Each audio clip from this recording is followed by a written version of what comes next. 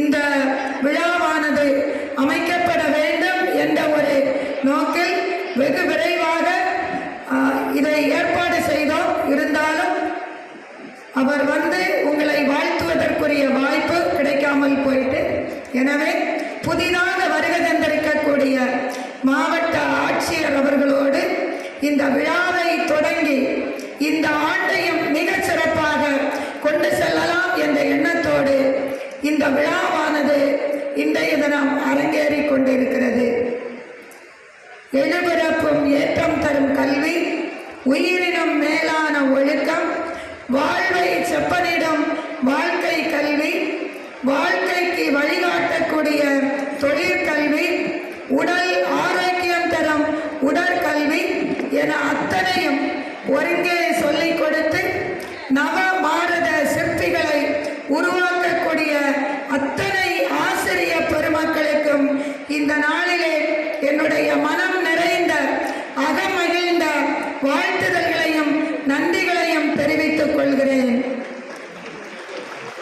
தெய்வத்தால் ஆகாது எனினும் முயற்சி தன் மெய்வருத்த கூலி தரும் என்னும் ஐயன் வள்ளுவனின் வாக்கிற்கு இணங்க மிக நேர்த்தியாக தங்களுடைய பணிகளை மிக சிறப்பாக செய்து அவரவர் பாடங்களில் 100% தேர்ச்சியும் அவரவர் பயிற்றுவித்த பாடங்களில் 100க்கு 100 மதிப்பெண்களும் பெற்று இன்றைய தினம் ஒரு 2300-400 ஆசிரியர்கள் மிக பிரமிப்போடு இந்த அரங்கத்திலே அமர்ந்திருக்கிறீர்கள். உண்மையிலே மிக்க மகிழ்ச்சி. ஆசிரியர் என்பது ஒரு பணி அல்ல, அது ஒரு பண்பு, வேலை அல்ல, வாழ்வியல் உதாரணம், வாய்ப்பு அல்ல, வாழ்நாள் சேவை. எனவேதான் இந்த ஆசிரியர் பணியானது அனைத்து பணிகளிலும் மிக முக்கியமானதொரு பணியாக கருதப்படுகிறது. இந்த உலகத்திலே எத்தனை துறைகள் இருந்தாலும் சரி, அத்தனை துறைகளிலும் முதன்மை வாய்ந்தது இந்த ஆசிரியர் பணி என்றால் மிகையாகாது. எந்த ஒரு துறையில் சிறப்பு பெற்றவர்களும் இந்த ஆசிரியரை தாண்டாமல் ஆசிரியருடைய அவருடைய வழிகாட்டுதலின்றி எந்த துறையிலும் சிறப்பு பெற முடியாது. இன்றைய காலகட்டத்தில் எத்தனை பெரிய தொழில்நுட்பங்கள், ஏஐ போன்ற தொழில்நுட்பங்கள் வந்திருந்தாலும் ஒரு ஆசிரியருடைய இடத்தை வேறு எவற்றாலும் நிறைவு செய்ய முடியாது என்பதை அத்தனை ஆசிரியர் பெருமக்களும் ஞாபகத்தில் நிலைநிறுத்திக் கொள்ள வேண்டும். அத்தகைய சிறப்புமிக்க ஆசிரியர்களுக்கு இன்று ஒரு சிறப்பான விழா. அதிகமாக பேசுவதற்கு காலம் இடம் கொடுக்கல, அதனால நான் அதை முடிச்சுக்கலாம் அப்படின்னு நான் நினைக்கிறேன். அன்பு ஆசிரியர் பெருமக்களே, அத்தனை ஆசிரியர்களிடமும் நான் கேட்டுக்கொள்வது ஒன்றே ஒன்றுதான். ஆசிரியர்களிடம் இருக்க வேண்டிய பண்பாக ஒரு 4 விஷயத்தை நான் பார்க்கிறேன். ஷார்ட்டா சொல்லியாச்சுன்னா calm, CALM. First C creativity.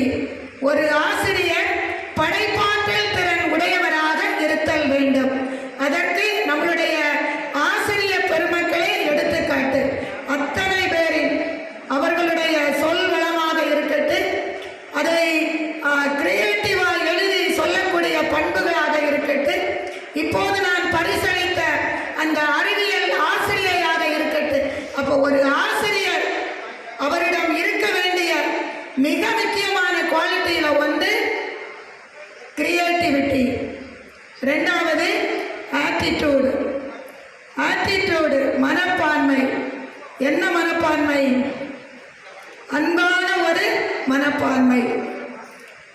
இன்றைய காலகட்டத்தில் இந்த குழந்தைகளோடு நீங்கள் வைத்திருக்கக்கூடிய அணுகுமுறை மிக சிறப்பாக இருத்தல் வேண்டும். அதுதான் இந்த ஆட்டிடியூடு.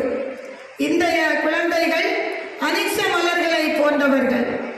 தொட்ட உடனே என்ன செஞ்சுறாங்க? வாடிடுறாங்க. மோந்து பார்த்தாலே மனசு சங்கடப்படுறாங்க. அப்ப அதற்கு ஏற்றபடி அந்த மாணவர்களை வடிவமைக்கக்கூடிய ஒரு மிக பொறுப்பில் இருக்கக்கூடியவர்கள் ஆசிரியர்கள்.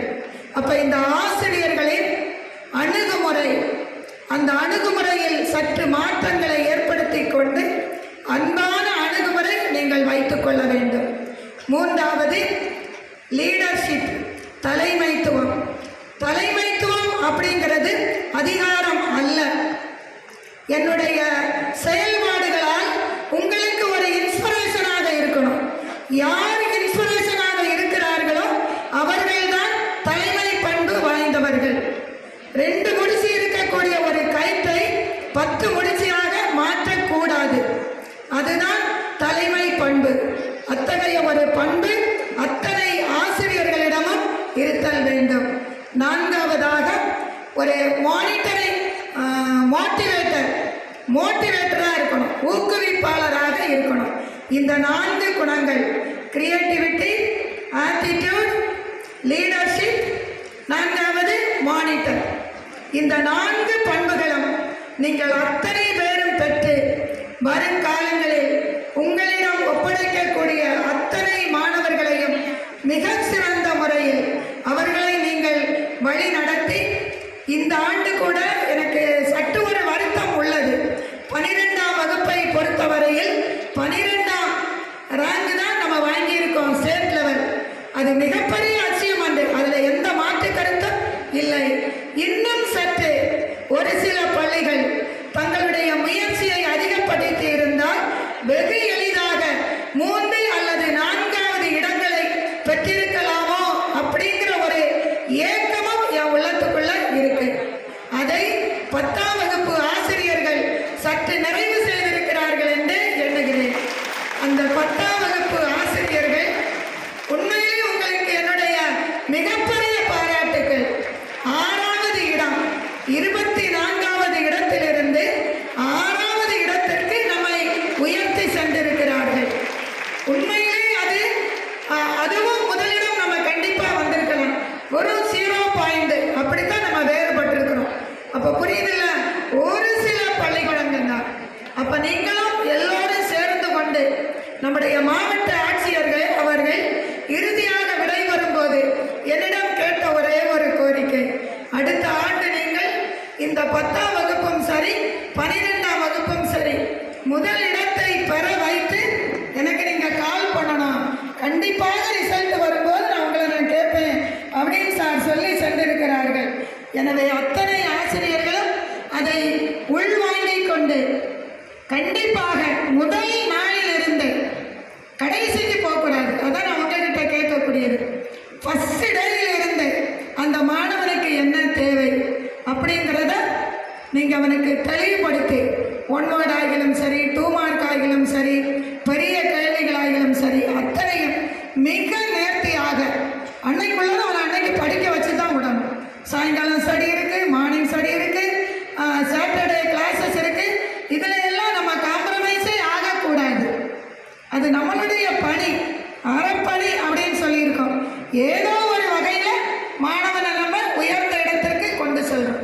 அதற்கு நீங்கள் அத்தனை பேரும் உறுதுணையாகவும் ஒத்துழைப்பாகவும் இருக்கணும். இந்த ஆண்டினுடைய தொடக்கமே உங்களுக்கு சிறப்பாக இருக்க வேண்டும், உங்களை மோட்டிவேட் பண்ணணும் அப்படிங்கிற ஒரு எண்ணத்தில் தான் இன்றைய தினமே இந்த விழாவானது ஏற்பாடு செய்யப்பட்டிருக்கு. கண்டிப்பாக இந்த சான்றிதழ்கள் உங்களை உற்சாகப்படுத்தும், உங்களுடைய பணியில் தொய்வு இல்லாமல் உங்களை நடத்தும் அப்படிங்கிறதுல எந்தவித ஐயப்பாடுமில்லை. ஒரு குதிரை பந்தயத்திலே ஜெயிக்கக்கூடிய குதிரையை பற்றி மட்டுமே பேசக்கூடிய உலகம் இது என்பதை மறந்து விடாதீர்கள். நீங்கள் அங்கீகரிக்கப்பட வேண்டுமானால் உங்களுடைய அந்த நிறைவை நீங்கள் அங்கீகரிக்கப்பட வேண்டும் என்றால் நீங்கள் நிரூபிக்கணும். நிரூபிக்காவிடில் புறந்தள்ளப்படுவீர்கள் அப்படிங்கிறதையும் ஞாபகத்தில் வச்சுக்கோங்க. எப்போதுமே ஜெயிக்கின்ற குதிரைக்கு மட்டும்தான் மதிப்பு, அதை பற்றி மட்டுமே இந்த உலகம் பேசிக்கொண்டிருக்கும். எனவே மிக சிறப்பாக நீங்கள் இந்த வருடம் பணியாற்றி இருக்கிறீர்கள். இதிலிருந்தும் சற்று உங்களுடைய முயற்சிகளை அதிகப்படுத்தி கொண்டு வரக்கூடிய நாட்களில் மிக சிறந்த வெற்றிகளை பெற்று இந்த ராமநாதபுரம் மாவட்டமானது எப்போதும் வறண்ட அப்படி சொல்றாங்க, எனக்கு அப்படி ஒன்றும் தெரியல. உண்மையிலே செழிப்பான மாவட்டம். அந்த பெயரை கூட நீங்க மாற்றிக்கலாம் அப்படின்னு நான் நினைக்கிறேன். செழிப்பான மாவட்டம். இந்த செழிப்பான மாவட்டத்தில் முதல் இடத்தை பெற்று மேலும் செழிப்பை நீங்கள் கொடுக்க வேண்டும் என்று உங்கள் அத்தனை பேரையும் வாழ்த்தி நிறைவு செய்கிறேன். நன்றி.